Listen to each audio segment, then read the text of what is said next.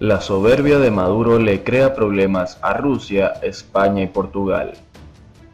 Donald Trump sube todavía más la apuesta y no sanciona esta vez a PDVSA, sino a la petrolera rusa Rosneft.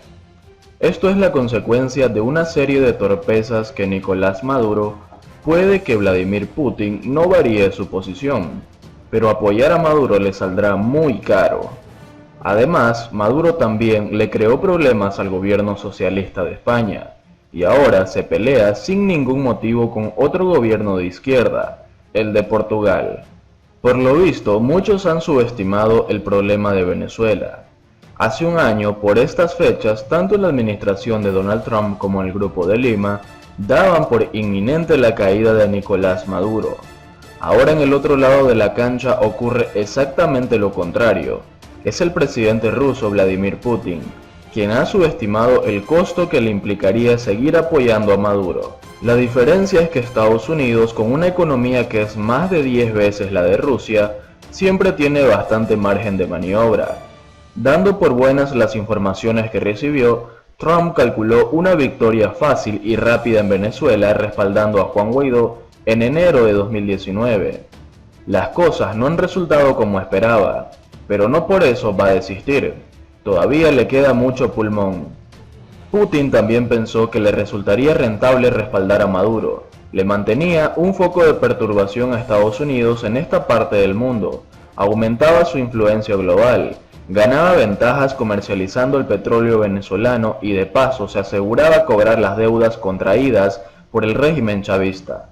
Un negocio redondo que Washington le acababa de desbaratar.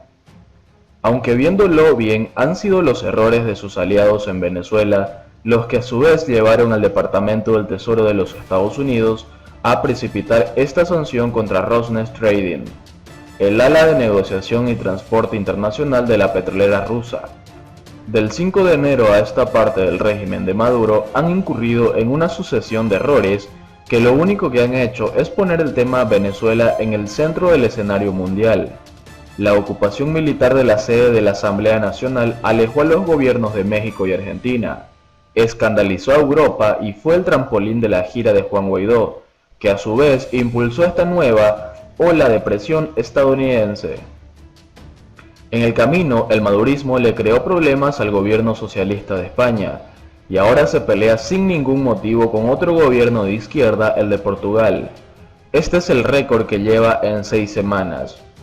Recordemos, por cierto, que fue una declaración del viceministro de Finanzas ruso, Sergei Storochak, la que llevó a Maduro a incrementar la presión sobre la Asamblea Nacional a fin de sacar del camino a Guaidó.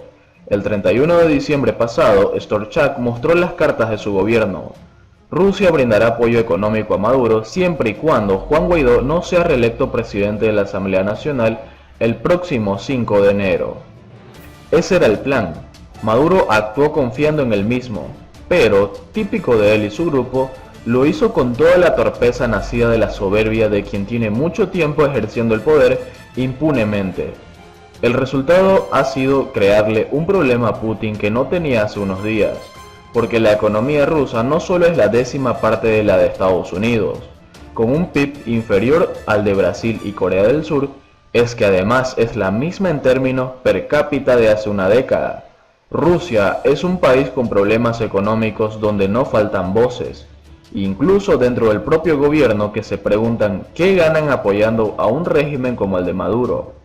El recuerdo de cómo la antigua URSS se fue por el basurero de la historia por despilfarrar dinero en aventuras imperiales es muy reciente. Justamente allí es a donde apunta la Casa Blanca, al flaco débil ruso, el dinero.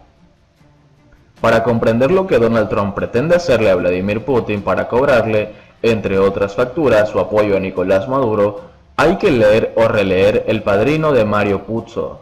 El presidente estadounidense básicamente va a exprimir al ruso. ¿Por qué lo hará? Sencillamente porque puede. Es una cuestión de poder. Estados Unidos está en su mejor momento económico, con el desempleo más bajo en décadas y con una de las expansiones productivas más largas desde que se llevan registros. De paso, ha vuelto a ser un exportador neto de petróleo. Ya no funciona contra esa potencia el chantaje energético de otras épocas. De modo que Trump tiene hoy todas las cartas fuertes, y pese a eso ha intentado ser razonable. Sus funcionarios insisten en darle a los rusos la posibilidad de un buen arreglo, que lo ayuden a salir de Maduro y a cambio aseguren sus inversiones en Venezuela. Entre sumas y restas es un buen trato tomando en cuenta las opciones. La otra vía es la de seguir perdiendo dinero por insistir en apoyar a Maduro con un compromiso que ni China con muchos más recursos ha intentado. Ese es el cuadro político internacional hoy sobre Venezuela. La gran pregunta es ¿qué prefiere Putin que haga Maduro? ¿Resistir o negociar? Por otro lado, Repsol estabiliza las pérdidas en Venezuela a pesar del desastre de Maduro y las sanciones de Trump. Repsol perdió apenas 11 millones de euros en Venezuela en 2019, 86 millones menos que en 2018. He aquí el milagro que, en un ejercicio en el que la producción cayó en 7.000 barriles diarios, el régimen de Nicolás Maduro acentuó la crisis, se devaluaron los activos, cayó la calificación crediticia y el gobierno de Donald Trump incrementó la presión con más sanciones. Con todo, se demuestra lo que ha venido diciendo Al Nabio: el régimen entregó las operaciones a las multinacionales para mejorar la eficiencia. La realidad del desastre petrolero de Nicolás Maduro y de la estatal Petróleos de Venezuela no ensombrece lo conseguido por Repsol en Venezuela en 2019. La multinacional española está sabiendo encauzar las operaciones en un país en quiebra y en el que sus objetivos primordiales son mantener la posición, garantizar la seguridad de los trabajadores y rebajar al mínimo la exposición patrimonial. Repsol perdió 11 millones de euros en 2019, dice el informe de resultados, 86 millones de euros menos que en 2018, cuando el resultado fue de 97 millones. La estabilización de las cuentas se produce en un ejercicio en el que la producción de PDVSA cayó en más de 40%, en el que en el contexto político se vio agitado por la irrupción de Juan Guaidó, en el que una coalición de más de 55 países liderada por Estados Unidos y España pidió la salida de Maduro, en el que el gobierno de Donald Trump redobló la presión contra el régimen, en el que la economía de Maduro siguió desplomándose. Todo lo anterior confirma lo adelantado por el diario El Nabio, que el régimen, desesperado por las sanciones y por el indetenible desplome de la economía, entregó las operaciones a las empresas asociadas con PDVSA, entre ellas Repsol, para mejorar la eficiencia. Lo muestran los resultados de un informe que también evidencia la plaga de acontecimientos sufridos en 2019. La producción cayó en 7.000 barriles diarios.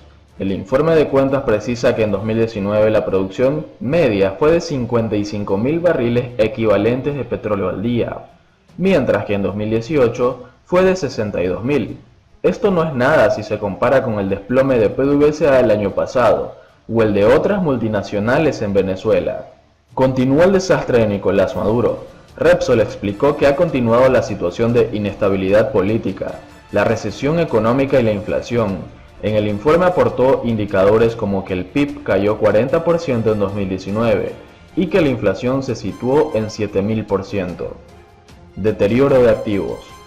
El grupo ha reconocido provisiones por el perfil de crédito de PDVSA y por el deterioro del entorno de los negocios en Venezuela, afectando el valor de los instrumentos de financiación y cuentas a cobrar a PDVSA menos 97 millones de euros, así como el valor de las inversiones contabilizadas por el método de la participación de menos 83 millones de euros, explicó el informe.